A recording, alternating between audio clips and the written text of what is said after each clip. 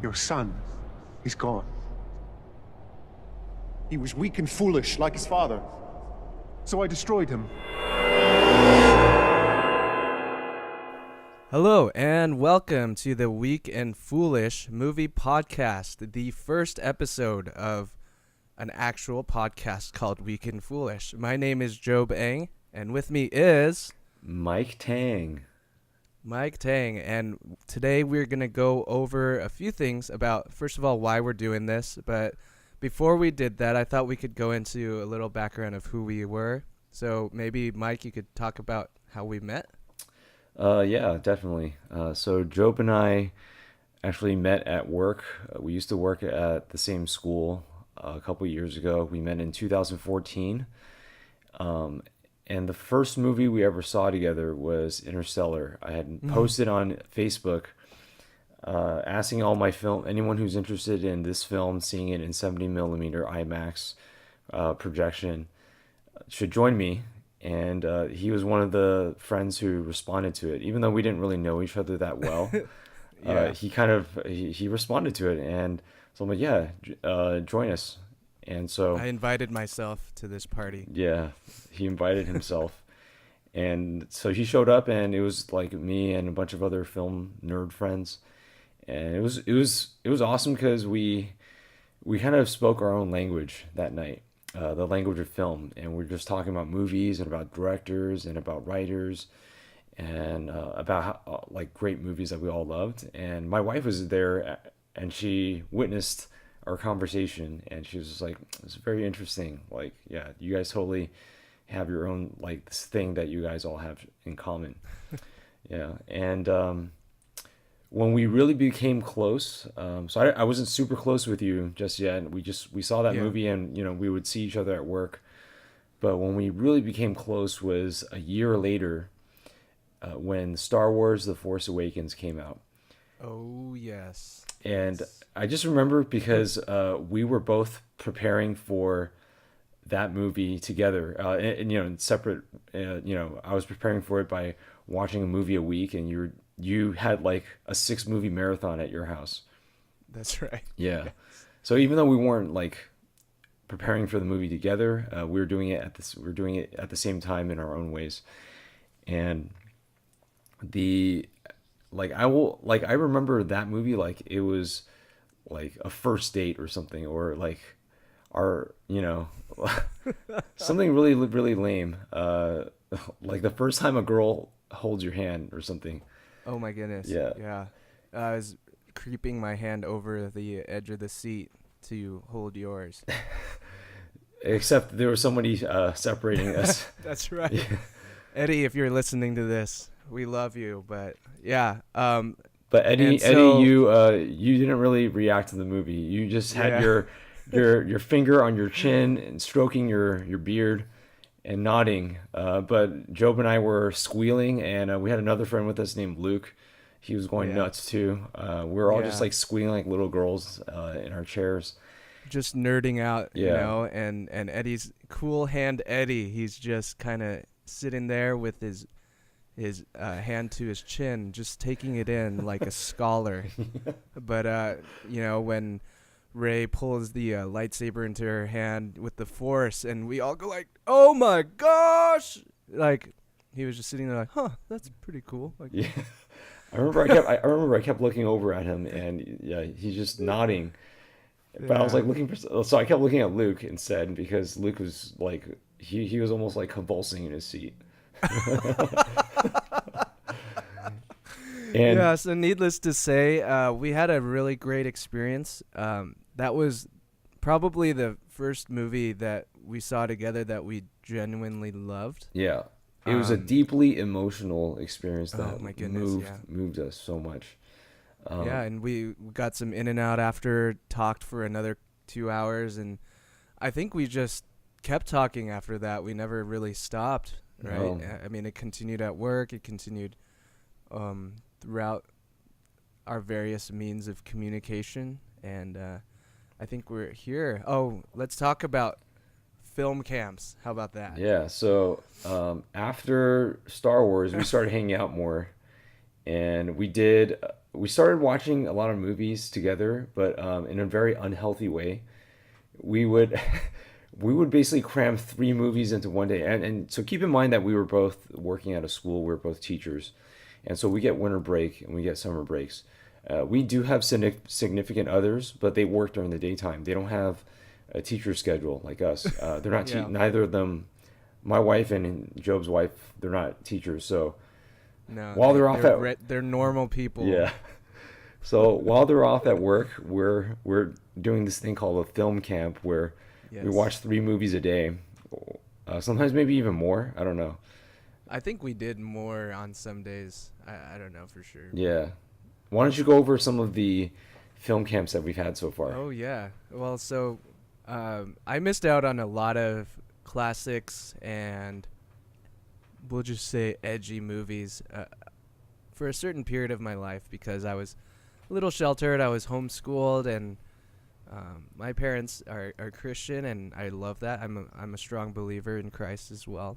But they went through a phase, let's just say, where everything from Pokemon to Harry Potter was declared evil. So, anyone who's Christian out there, you probably get what I'm talking about. But yeah, so some of our film camps we did, we watched the entire Lord of the Rings trilogy in one day, extended editions.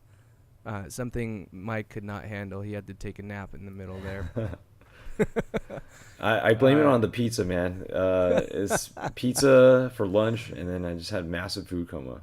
Yeah, nothing like pizza and a movie marathon to just scream out that we're productive members of society. Right? We were very productive in appreciating cinema. Yeah. It was really good, though. We watched, Mike introduced me to Wong Kar-wai movies, namely Chungking Express and In the Mood for Love. Yeah. 2 movies that I just absolutely adore now. So stylistic, so dream-like in a way, the way Wong Kar-wai makes his movies. Yeah. And after that, we did 2001, Godfather, and Blade Yes. Runner in That one was an day. epic day. Yeah. I remember Yeah. 2001, Job had fallen asleep with his mouth open. Every time. I've never made it through without falling asleep for at least 5 minutes. Oh, have you tried watching it again? No, but the time before we watched it, I had made it through like the monkey sequence, and that was it. Like, I was gone the rest of the movie. Nice. Another one was Bridge on the River Kwai, a great classic movie. We were both kind of watching it for the first time. It's old though, and in the middle of it, we needed to take a nap for 20 minutes because it was just poundingly slow, I guess. But it's great. It's great. Yeah, there's a lot of great like moral dilemmas in there, and Yeah. talking about like I don't know, different aspects of war. Yeah. I'm totally We like, have refined I'm like taste. I'm like I'm like making this up because I don't remember the movie too much. Oh, I just Oh. remember Obi-Wan Kenobi's in it. That's right. Yeah. That's right. The great Sir Alec Guinness Yeah. was Oh. in this movie. You know, and we also did another one last year. I think this is the last film camp that we did, but we did Force Awakens and Last Jedi That's right. back to back. And then we watched Ready Player One later that day, right? Right, yeah. That was the same day. Yeah, so I guess Yeah, so a very adventurous Yeah. movie camp. Yep, that was like the last time we did a film camp. Yeah. And Yeah. in case you guys didn't know, Weak and Foolish is actually drawn from the now classic line Kylo Ren gave in The Force Awakens when he said, "No." Oh wait, no. I messed it up. He said, "Your son is gone. He was weak and foolish like his father, so I destroyed him." Yeah, just the way he delivered those lines, he does it with a certain, like a certain affect that I mean, we just kept repeating it to each other over and over. Weak and foolish like his father, so I destroyed him. we kept saying that to each other at work, and then we would go home and say it to our wives, and then they would Yeah. get so pissed off at us. Oh, they loved it. Yeah. They loved it. You know, Yeah. they loved that we were saying it and not Adam Driver. You know, Yes. we were doing it way better than Adam Driver ever could. So yeah, I mean, and that's essentially why we're making this podcast. You know, we love movies. Yeah. We always talk Yeah. about movies. That's a common topic between the two of us, and the title just comes from the movie that kind of made us really close friends, The Force Oh. Awakens. So it's a tribute to that. Yeah, that's really touching. Thank you.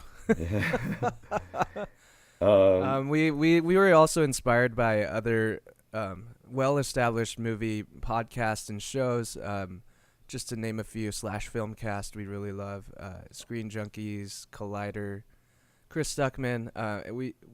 We don't dream of ever matching their quality or caliber, but we feel like we do have something unique to contribute, and just wanted to try this out.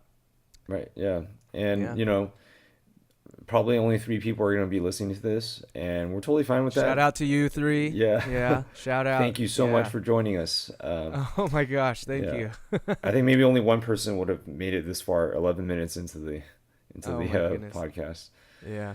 Yeah, but you know, we also love documenting things in life. And actually, in early 2017, we tried to record a podcast of our favorite movies from 2016. And Yes. you know, it was a lot of fun. And actually, we dug it up recently and listened to it. It never saw the light Yeah. of day. It just was buried in our phones. We recorded it on our iPhone during our break at work. Yeah. Yeah. Maybe one day we'll put that out there if this ever amounts to anything, and Yeah. see what our thoughts were. Yeah. So this is a snapshot of just, you know, who we are at this point of time. And I think it would be great for us to look back on this in the future. And, you know, in the end, we just want to share our love for movies with our friends, and maybe even some new people who we don't know who are listening to this. All right, let's talk about Yep. our top 10 films of 2018. This is the reason we're doing this podcast today. So the format is going to go, I'm going to give my number 10, and Mike is going to give his number 10, and then I'll give my number 9, and Mike is going to give his number 9, and we'll go from there. Yeah, and we actually don't know what our top 10 lists are. Like, I don't know what what movies he has on his top 10. He doesn't know what's on my top 10. We may have shared it with each other before in, you know, conversation or two. Ooh, the mystery But- of it all. Yeah, and these are authentic reactions to each other's lists. Yeah. And, yeah, and you know, we'll make a note, and we'll talk a little bit about each of our choices. Yeah. Okay. All right. Do you Joe, want to go why don't first? you- Oh, Yeah, Joe, why don't you go first? okay. I will start with my number 10, a movie that I actually just got in the mail today, Bohemian Rhapsody. Oh. Yep, it's I know it's controversial. I know Bryan Singer's kind of a creep, but he did leave in the middle of production and things were able to be saved, which I think is a miracle. It's kind of quite an achievement. And the fact that it kind of is getting recognition now is just a testament to the amazing acting of Rami Malek and the supporting cast. I mean, they look and feel and move like the original Queen members, and Rami Malek got as close as you could possibly get to Freddie Mercury and his actions. Big fan of Queen and their music, and Freddie Mercury is just such a talent, and the fact that Rami Malek even got close to that is pretty impressive in my book. So that's number 10, Bohemian Rhapsody. Yeah, unfortunately, I didn't get a chance to see that movie. I think it came out around the time when MoviePass was starting to change the Slow rules. death. Yeah, exactly. And so there are a number of movies I didn't get to see around that time. A Star Is Born is one of them. So Oh, yeah. Me I'm neither. hoping. I know they're coming out on Blu-ray and DVD. So Maybe I'm we'll have a hoping- film camp with some of these Yeah, movies. yeah, definitely. Okay. What's your 10? So I can't really comment on your number 10. I'm looking forward to seeing it. But my number 10 is the Lynn Ramsey film You Were Never Really Here, starring Joaquin Phoenix. Oh yeah, I heard about this one.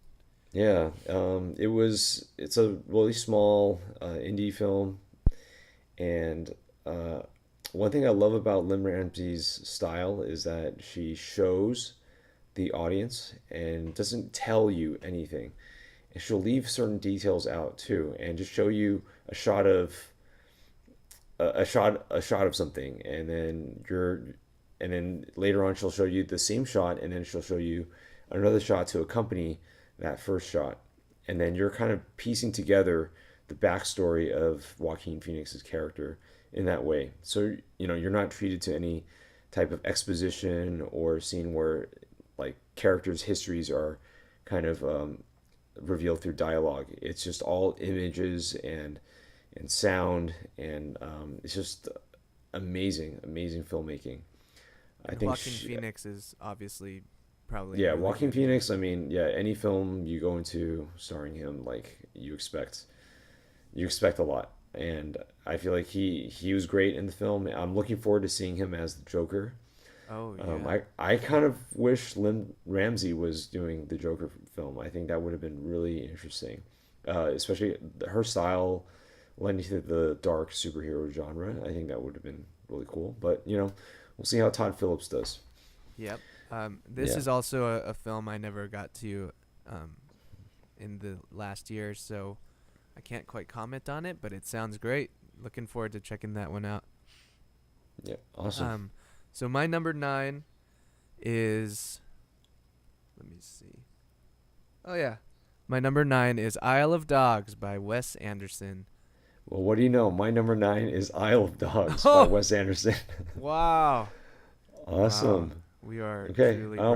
brothers. Why don't you talk about it? Yeah. first? So I loved the ethereal nature of how um, I watched it at the ArcLight Dome in Hollywood, and so it just feels that theater has a way of making you feel engulfed in the movie because of the way that room is shaped.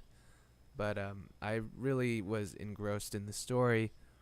I really loved the voice acting. It was cool to hear all those voices in there, and just Yeah. gorgeously Like, animated, I thought. Yeah, go ahead. yeah, like on the topic of their voices, I thought it was really interesting how the dogs were speaking English and then the humans spoke Japanese. Right. Which- I just like little details like that, and how he plays with the world of the dogs versus the world of the humans. Yeah. I thought very creative.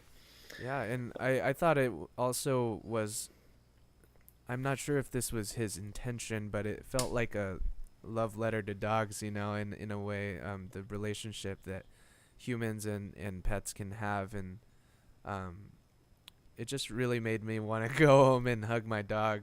So I think Nice. job well done if that's what you were trying to do, Mr. Wes. And I think it's also a love letter to Japanese cinema. There yeah. are some nods to Akira Kurosawa. The theme right. song from Seven Samurai plays throughout the film, from what I remember. Oh, noticed Yeah, that. so I recognized it, so I was like, "Whoa, what the heck?" And I think Wes Anderson is in a lot of ways like the Western American version of Yasujiro Ozu. Oh, Ozu, yes. Yeah. Yeah. The way they frame their shots, their compositions is very distinct to their style.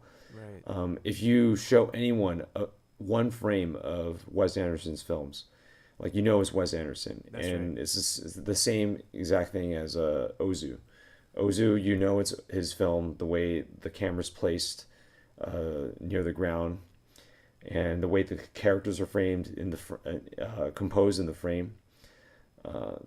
Yeah, so a lot of similarities there, and I really enjoyed Isle of Dogs too. I thought it was a very sweet story. I'm not a dog person at all, but I could appreciate the relationship that the boy has with the dog, and how Right. the dog changes throughout. The Bryan Cranston dog. The what's his Bryan name? Cranston dog. Yeah, what's his name? Spots. Spots. Yeah, yeah, That was a genius choice for that character too, Bryan yes, Cranston. yep, So yeah. good.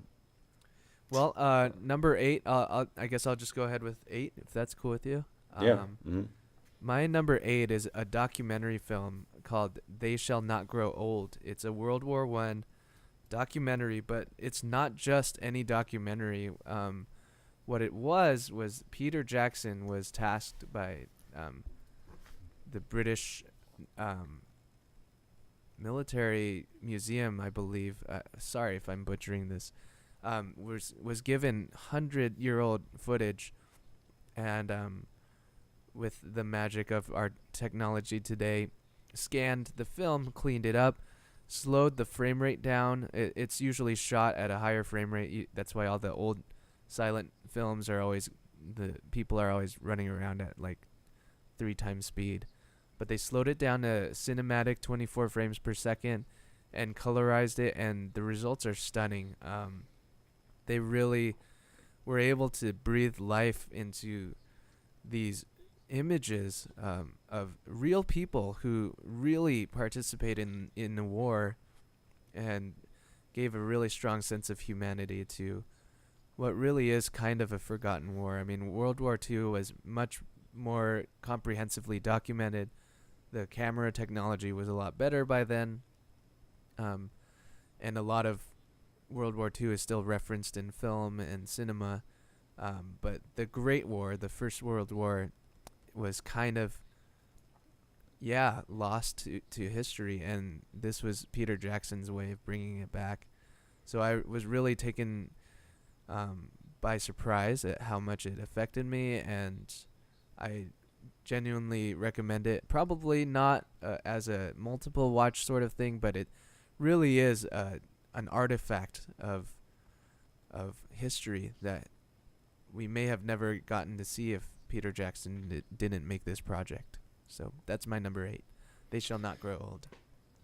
Yeah, awesome. I just added it to my watch list. I have heard you mention it before, but Right. I never didn't add it to my watch list then. But I didn't know it would make it to your top 10, so that's awesome. Yeah. Yeah, the idea of it sounds really fascinating. The fact that he was able to pull that off, and like with the technology. There were actually a number of documentaries that I wanted to see before I Yeah. made my list, but I didn't get to them. Movies like "Who Won't You Be My Neighbor" and That's "Minding right. the Gap." Yeah. "Minding the Gap." Yeah, weren't able to get to the documentaries, unfortunately. But yeah, That's okay. that's a great choice for number 8.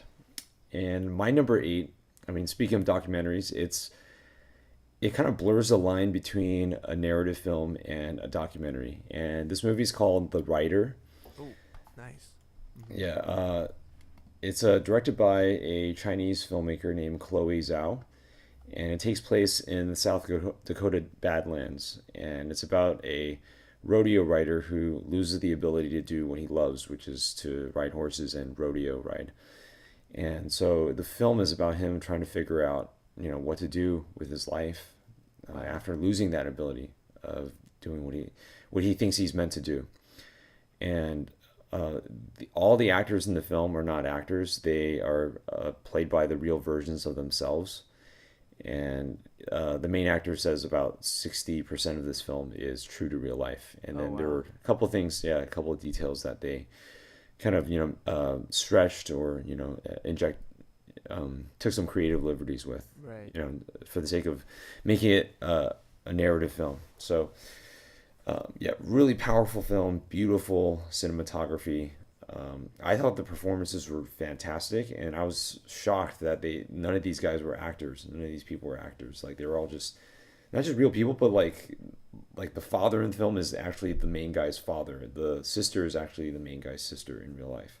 Were they reenacting the story in a way, or? Yeah, she was, and that's why it's like blurring the line between documentary and narrative film, because she started filming him while he was recovering, and so some of the things you see are actually it's literally him like going through the motions of recovery and visiting his friend. Like, that's what he normally does, and they just went there and asked him to say some things that you normally would say, and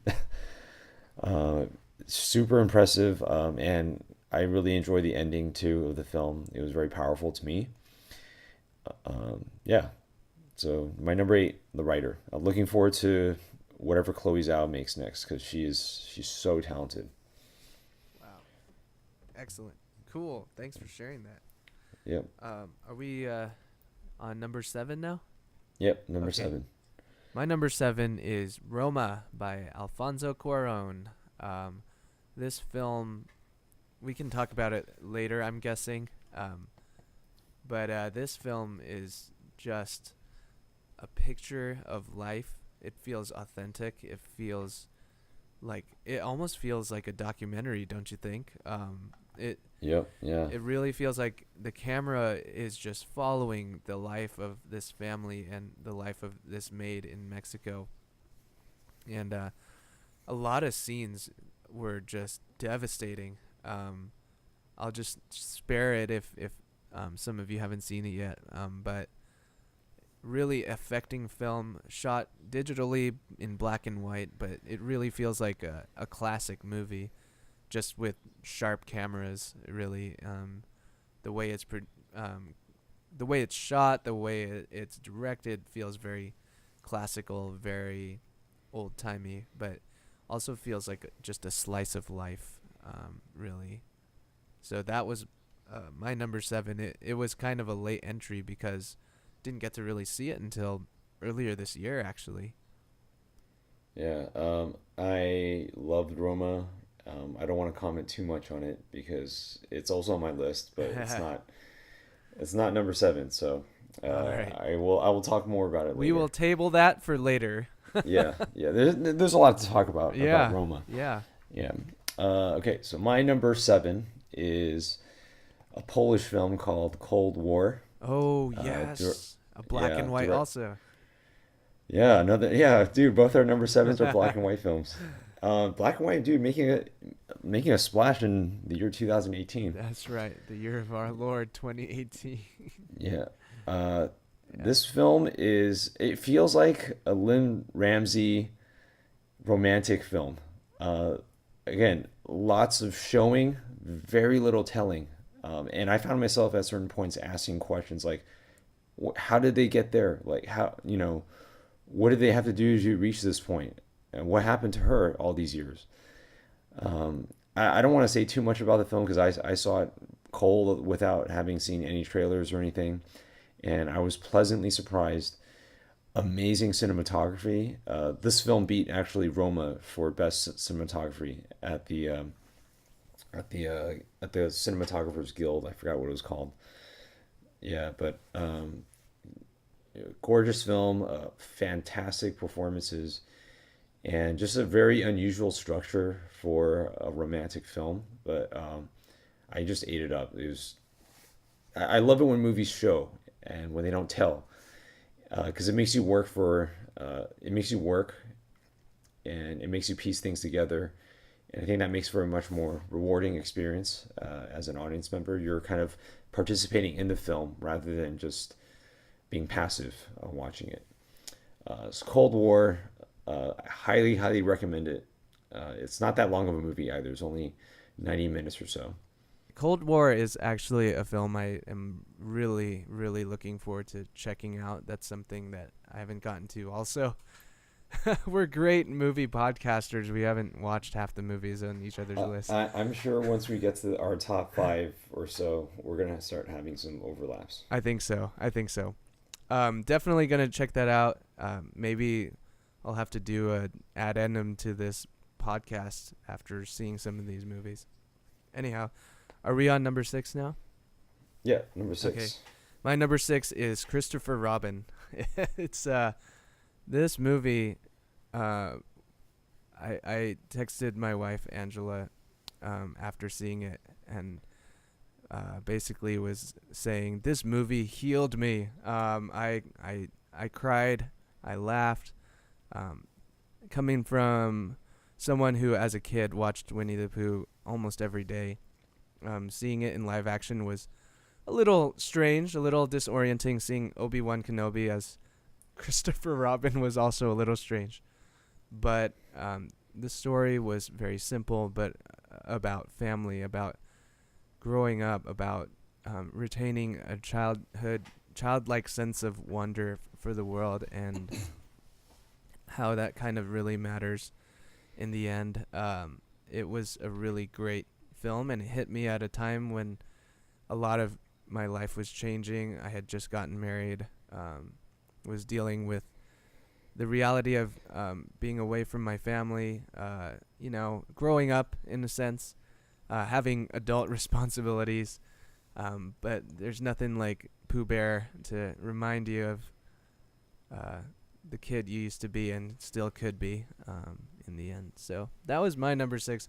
I'm a little surprised that it made it, but it just left such an impression, and that's the criteria I went off of for putting it at number 6, Christopher Robin. Nice. Yeah, I liked Christopher Robin. It was a very sweet story. I think I did watch Winnie the Pooh as a kid, but I wasn't super into it. So I was kind of going in as like a non-fan, and I do like Obi-Wan Kenobi a lot though. So yeah, it's a sweet empire. Your new empire.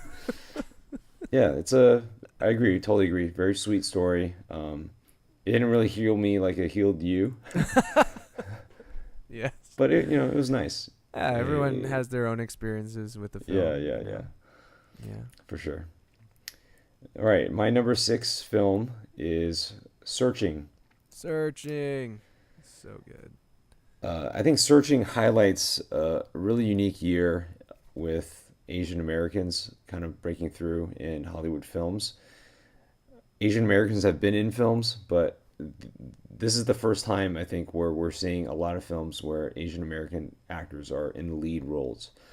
Crazy Rich Asians, there's To All the Boys I Loved Before, and then there's Searching. And I think Searching is truly unique, not just because it has an Asian male lead, but the format and how they tell the story is utterly unique to this film.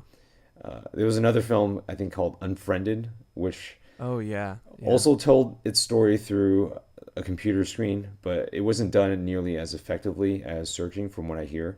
I didn't see Unfriended, so I can't really comment too much on that. This is just what I've heard. But Searching is freaking effective. Yes. The way it zooms into certain parts of the screen, pans out, like the details, you're totally invested in the search for the guy's daughter. Yeah. Utterly engaging. I was on the edge of my seat the entire time. Yes. And shout out to the fact that it was all period correct user interfaces. I like that. Yeah, totally. iOS 11 or something, based on the year. And but I must say, there is no way a computer that was running Windows XP is still that fast ever. There's no way. You never know. They could have upgraded the computer or something, or they deleted a hard drive. I just don't know that Microsoft software is ever like that fast or more. Edited for dramatic effect. Yeah. Cool. They can't make it too realistic, right? Yeah, they can't. It has to have some level of fakeness. Yeah. Yeah. Yeah, I mean, I think on that note too, the way they use computers and use the apps and programs, like it's totally how you would click around and search. It's like, yes. I mean, I think something simple like him trying to retrieve his password. I mean, he goes through the exact steps that we would do to get it. And we don't even think twice about it because it's like, oh yeah, like that's a given. Yeah. But I think maybe 10 years later, when we look back on this, we're like, oh yeah, that's how we got our passwords. Yeah. Yeah. I was about to say it's a great film to show your kids and how to be careful on the internet, but by the time our kids are grown up, the internet probably won't even look like that anymore. So yeah, they'll probably like plug into the Oasis and just talk to and talk with each other using their avatars. So yeah, well, I guess we shall see. We shall see. Great, that's a great choice for number 6. All right, number 5. Yep. My number 5 was First Man by Damien Chazelle. I really, really love this movie.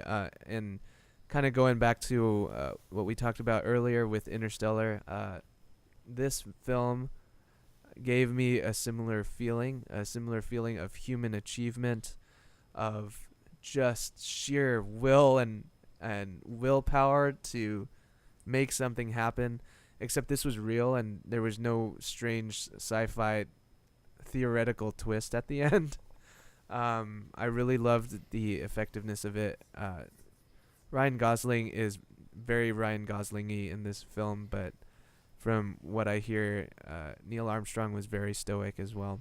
So he did a good job of being a statue throughout a lot of this movie. Was he reprising his role as the driver from Drive? Yeah, I mean, he has several modes. He has like romantic man or stoic driving person. Yeah, that's Nice. Ryan Gosling's range. Yeah, but I also thought it was shot really well. I think it was shot on 16 millimeter, so it gave it a really Whoa, cool. timeless feel. Very beautiful and pleasing film to watch. I will say our viewing experience was a little marred because during some of the silent parts while they're flying through space, a cricket decided to enter our theater house. I thought it was the grass because there was a grass outdoor scene at night, but it kept going even as they were flying through space. And I don't think crickets can survive in space. But that was so annoying. Oh, yeah. That's hilarious. But they did refund us, so shout out to AMC. Oh, no way. They refunded you guys for the cricket? Yeah, they gave us a readmit pass for another movie at a future date. So what did you tell them? Like, hey, there was a cricket in my theater. Yeah, we waited around at the customer service desk for like 10 minutes because I guess they automate everything now. So an actual human came though and took our questions or our concerns and. Yeah, they were really gracious about it. I mean, and I told them you might want to get that checked out. That cricket sounded huge. Did other people ask for the same refund because of the cricket? I think so. The people behind us were just kind of nodding when I was explaining the situation. So I think they were in the theater with us also. Oh man, I can't say that I've ever encountered that before. Yeah, good thing. Yeah. Yeah, First Man was one of another casualty of MoviePass. It came out around the time where MoviePass was restricting what movies we could watch. Oh yeah. And so I didn't end up seeing that, unfortunately. So luckily it's out. It's out on Blu-ray. So yeah. I'll probably rent it and check it out. Yeah, it's I highly recommend it. It's a beautiful film. Yeah, it was surprising watching the trailers because. Damien Chazelle, his first two films were like music-based films. Yeah, musicals. Yeah, and it's really nice to see him try to break out of that and try something completely different, like a suspense space film or a biopic. Yeah. Awesome. Great. So that was your number 5, right? That's right. All right. So my number 5 is a film that I do not recommend anyone to see. Okay. But I have to acknowledge it's amazing. It's so well crafted and made and effective in making you feel absolutely terrible. But I do not recommend it at all. Like, if you watch this film, you're asking for it. Like, you're asking to feel terrible. Okay. And that film is Hereditary. It's... and that's how... See, yeah. I mean... Job clicking his tongue just now, it brought back these feelings that we had it brought back feelings that I had when we watched it in theaters.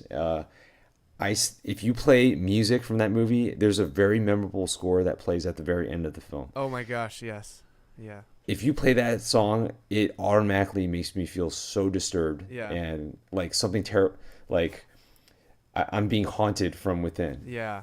Yeah. And something's eating away at me. It's from a it's the first feature film from the director. I think his name's Ari Aster. Yeah. Yeah. A great film though. Really well shot. A lot of Yeah. creative angles, and it looked really good. I mean, Yes. yeah, as good as I the mean, subject matter could be. right. The craft of the film, I mean, there's no denying this guy is super talented, That's right. and he's going to continue to make amazing films. I know it. Yeah. The performances, oh gosh, so Toni Collette, I thought she got snubbed, man, by the Academy. I know she's in a genre film, Right. but her performance was so good, and there were so many scenes where I just, I couldn't believe like the depths that she went to, in Yeah. terms of how distraught and in anguish she was. Yeah. I don't, yeah, it's not really worth mentioning what happens in this film because Yeah, if you let's do not. decide to watch it, yeah, if you decide to watch it, by all means, like just see it with a clear, without knowing anything about it, because we the funny story about this was we were trying to decide what movie to watch that day. Oh yeah. Yeah, we're like, oh hey, I heard that movie Heredity got really good reviews. It has like a 91% or something on Rotten Tomatoes. Yeah. Why don't we go having check it no out? idea what it was about. Yeah, we had no idea what this movie was. Like, I Hadn't knew seen it was the like trailers. suspenseful, maybe. Yeah, didn't see a single trailer. We go into this movie and we come out and we're like, oh my gosh, we need to pray, man. Yeah. Yeah, Yeah. I like was like praying, Yeah. please heal me. it is spiritually disturbing. Yeah. So that's why I can't recommend it to anyone. But because we saw it, it's on You my have to list. acknowledge it. Yeah. I have to acknowledge, like, objectively, this movie is so well made. It's so good. Yeah, this movie settled slightly outside of my top 10 as well. So it kind of always stuck around as one of the better made films I'd seen all year. Yeah. All right, we're closing in on the top 4. So, you ready for this? Yeah, let's do it. So my number 4 is Spider-Man Into the Spider-Verse. This film was groundbreaking. I think people are gonna point to this movie in 10 years from now, in the same way we look back at Toy Story as like a groundbreaking event in animation. I just thought it was so creative, and the way they animated was wholly unique, but so visually stunning and appealing. I just loved all the characters in it. I loved Miles. I loved Peter Parker. Both well, this might be a spoiler, I guess. But yeah, definitely one of the best Sony superhero movies in quite some time, and Definitely better than Venom. Venom. Hey, Venom. You don't know where Venom ended up on my list, okay? Yeah.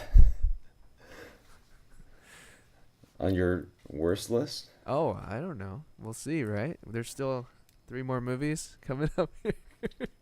If it ends up in your top 3, I think definitely this is a foolish podcast. Oh yeah, we'd be living up to the name for sure. Yeah. So that was a big reason why. And if you haven't seen it, get to the theater now, because it's getting kind of the late Oscar push, I think. Should still be able to find screenings. Watch it, please do. So yeah, that's my thoughts. Yeah.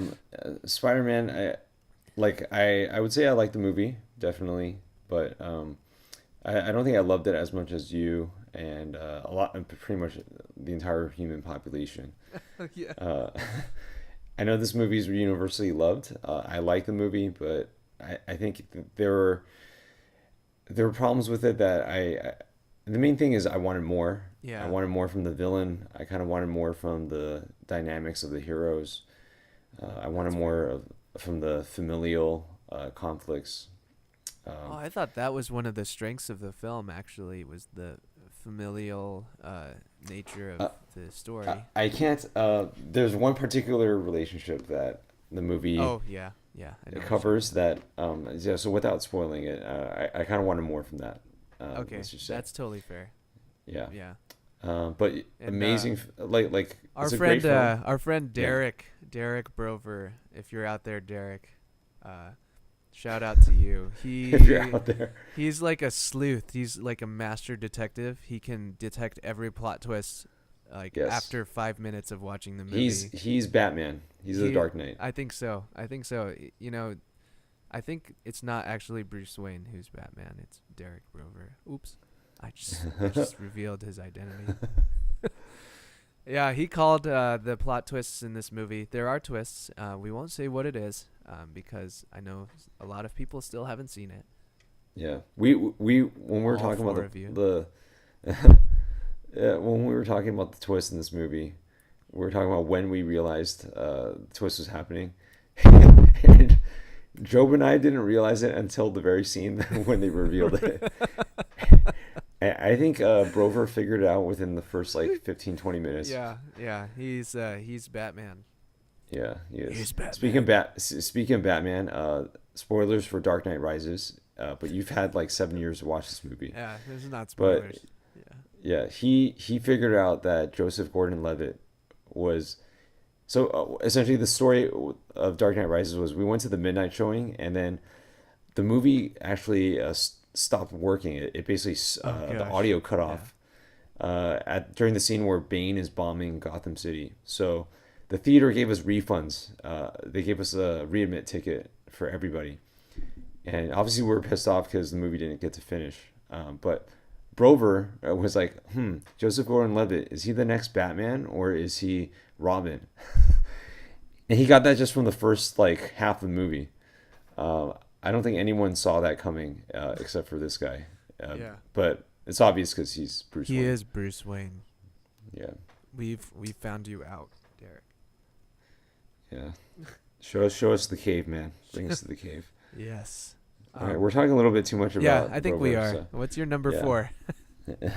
My number 4 is Mission Impossible Fallout. Oh, yes. All right, so this film, there's so much to talk about in this movie that's amazing. It's shot on, first of all, it's shot on film, 35 millimeter film, and there are some action scenes where it's so obvious. You see the grain, you see the dark shadows. It just looks so gorgeous, and it's shot. Mission. Yeah, it's so Mission, in the words of McQuarrie. But I mean, just the car chase scene in Paris, I think is the all-time greatest car chase scene. It's got to be up that I- there. It's got to be up there. I think it's the best in the history of cinema. It's the best car chase scene. I know there's like classic films like French Connection that's, it's going to get compared to, but I mean, it has the benefit of being the most like a recent film. But, they're using all kinds of technology at their disposal. I mean, the fact that Tom Cruise himself is riding a motorcycle through Paris and driving cars through Paris. Yeah, not to mention jumping out of a jet. Yes. That's actually Tom Cruise. What was it called? The Halo jump? The Halo jump, yeah. Yeah, he did the Halo jump. He climbed up a helicopter in New Zealand where they shot it. Yeah. It's supposed to be Kashmir, right? Yeah. Yeah, but shot in New Zealand. But I mean, guy's insane. Yeah, just Yeah. a madman. Yeah, it's just seeing a master at work.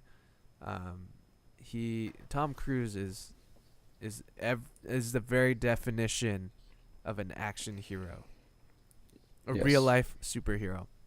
Yeah.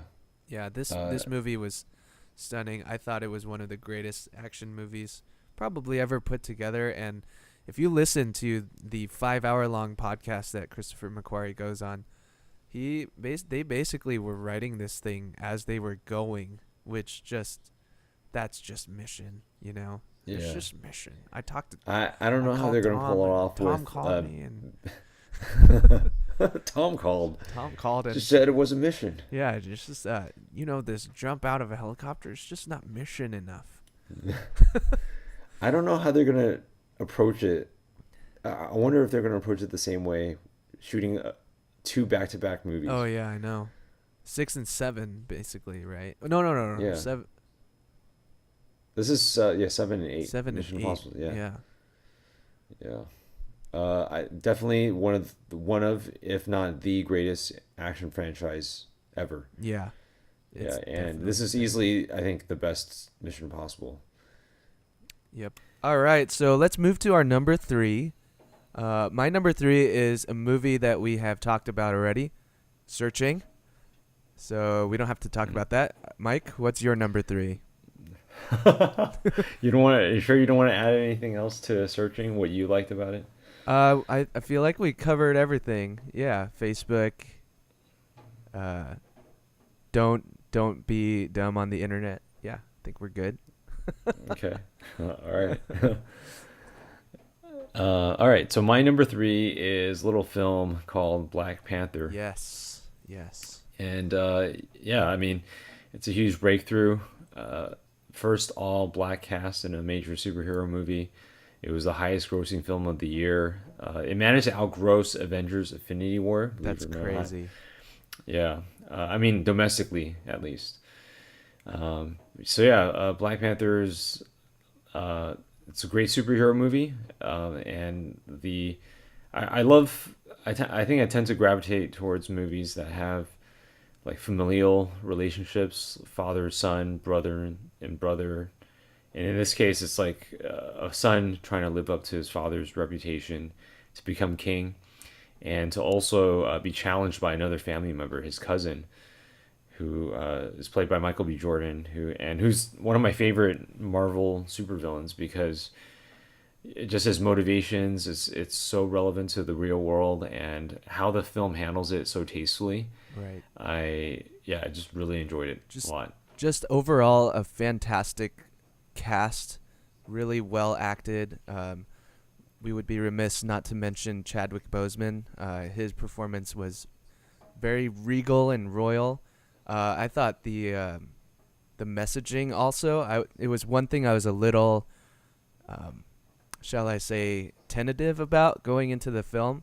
I was afraid it would be a little preachy in its socioeconomic messaging and stuff like that. But in reality, it actually presented a really optimistic view of the future, which I thought was really good. An optimistic view of how we can go forward as a human race, and I thought for that it deserves a lot of the attention and a lot of the Oscar buzz that it's getting right now.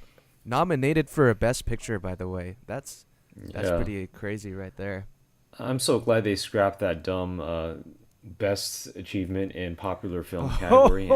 My- Yeah, we could talk all day about the crazy decisions the Oscars are trying to do to Yeah. boost their airtime or shorten the broadcast or whatever, but I think that's for another day. Yep, yeah, yeah. Definitely a lot to say about that. Okay, so our number three is Searching for me and Black Panther for Mike. Let's move to number two, shall we? Yep. All right, my number two is A Quiet Place. Now, this film was spectacular. I thought the suspense was on the level of a movie like Alien or Jurassic Park. I thought that the acting by Emily Blunt, John Krasinski, and the whole cast really was phenomenal. I thought the story was really unique and interesting, and that's all I could say without going into too many spoilers.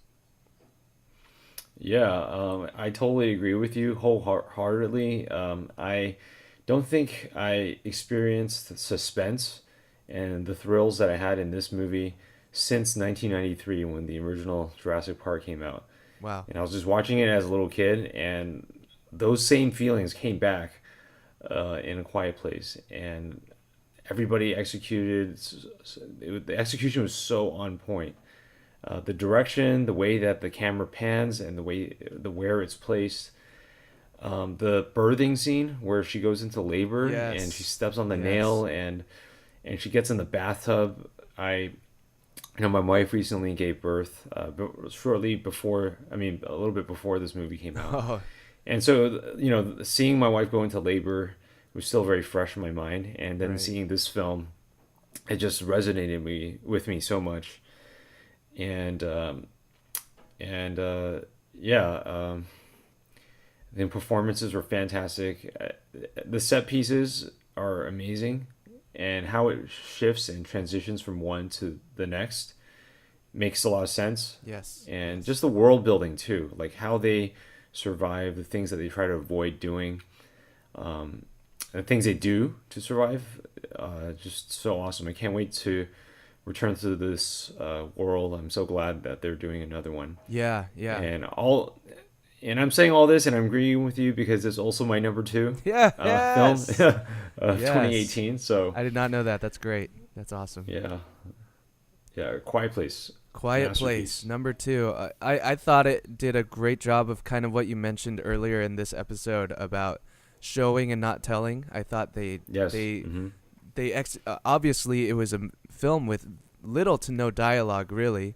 The only way they were communicating was through sign language, which is just on another level of skill that needs to be required for this to be pulled off. And they really just showed you why the stakes were the way they were. They showed you why there was a threat without any exposition, really. And I Yeah. thought that was also I wouldn't say underrated, but kind of something you don't think about in movies until you realize the level of showing that can be effective if executed correctly. Yeah, definitely. Yeah. Definitely. So that's our number 2, A Quiet Place. And my number 1 was Mission Impossible Fallout. I believe we talked about this Yes. earlier. I mean, you can just heap a little bit more praise onto this movie. Yes, let's This heap is some more. your number one. A fun story was I think we watched this separately, right? Yeah, Yeah. yeah. I was out of town, and then you had watched it. Right. I think right after I watched it, I texted you in all caps, watch this movie immediately. Stop what you're doing right now and go watch it. It was I left the theater watching this movie on such a high. Tom Cruise, just, weird actual life aside, he is phenomenal on the screen. A master, a superhero, like we said earlier, and all around, this is mission. This film was just mission. Tom Cruise called me earlier and said, I approve of this podcast. It's so mission. For those of you who don't know what Job is talking about, we're referring to Christopher McQuarrie, the writer-director of Mission Impossible Fallout. He refers to the franchise as Mission, not Yes. Mission Impossible. Yes. So he says that certain tropes are mission, some tropes are not mission. Yes. It's just not And mission so enough. Yeah. It's just one of those things that we quote to each other, and that's just how we talk to No. each other. No. We can fool us like his father, so I destroyed him. I if you're still listening to this, why? I mean, You are the one who's weak and foolish. yes. Well, thank you anyway. Yeah. Thank you if you made it this far. Yes. Yeah, Mission Impossible Fallout, totally agree with you. It's just such a beautifully crafted action film. It's what I think Hollywood action movies should be. Agreed. And they should just, they're not doing anything new, they're not like shooting it in 3D and in all these digital environments. They're actually making a very old school action film. That's right. But they're doing it so well with modern day, cinematography and GoPro cameras, and just putting the cameras in places where we don't normally see them in an action film. Agreed. Just Yeah. all around, really well done film. That was Mike's number 4. It's my number 1. Let's hear it for Michael Tang's number 1 film of 2018. My number one film is a film that you have already mentioned, and that is Alfonso Cuarón's Roma. Oh yeah, big surprise there. And we talked about it earlier, but it's just it's so beautifully shot. First and Yeah. foremost, Yeah. Alfonso Cuarón, he just brings such technical brilliance into such a small, intimate film. It's a family drama, Right. but he's doing these really complicated shots in such a simple film, and how he execute. He's a really big fan of the long shot, the long takes, and there are some sequences in here that are just amazing. Agreed. They go on for a long time, and the difficulty of pulling it off with the amount of actors in the shot, and also in some scenes they have to fight like natural elements, and so the difficulty of pulling it off was it's extremely high, and Yeah. he did it for this very simple film, Right. and I think the commentary, social commentary on the time period and what men and women were going through at that time, Right. and just and the fact that it's semi-autobiographical, and how the women in his life were so crucial to him, and how they kind of carried the family unit. Agreed. It's a beautiful film. It really resonated with me, and yeah, it's my number one film of 2018. Yeah. Cuarón really put his whole heart and being into this film, I feel. I believe Chivo, Emmanuel Lubezki, was supposed to shoot this movie with him, but when he dropped out due to scheduling, Alfonso Cuarón took on both DP and director. So he, Yeah. in a lot of ways, it felt like a homemade film. It felt very Yeah, authentic. Yeah, like it was like a homemade film by like a auteur film student or something like that. It just looked really organic, but also so technically sound. And the actors, obviously, they cast a really great cast as well. And so, yeah, that is Mike's number one. Then that was our top 10. Let's give ourselves a hand. Yeah. We did it. Yes. Well, for those of you who are still listening, thank you so much for tuning in and listening to our podcast. Yes, thank you so much. We actually, we don't know actually how long this will last, but we just want to have fun with it, and I think we had a lot of fun recording this podcast and just sharing our thoughts and feelings about the films of 2018. Yeah. And we've been talking about, okay, how often do we want to do this? We're thinking about maybe possibly releasing it monthly or bi-weekly to recap movies that we watched. It doesn't have to be as long of an episode as this, but I think the whole point is just for Job and I to, since we're already doing it, we'll just record our thoughts and our reviews on movies, and just any recommendations that we have for our friends. Yeah. And anyone else who tunes in. Yeah, we are fans of cinema. We love movies. We talk about them. So we thought we would share that with the rest of you all who would listen. We're not probably what you would call experts, but we give our take, and hopefully that's something worthwhile contributing to the scene. So this has been the Week in Foolish podcast, the inaugural episode. Thank you for joining us, and have a great rest of your day, life, week. All right. Let's close this. Okay, All right. bye. Bye. Goodbye.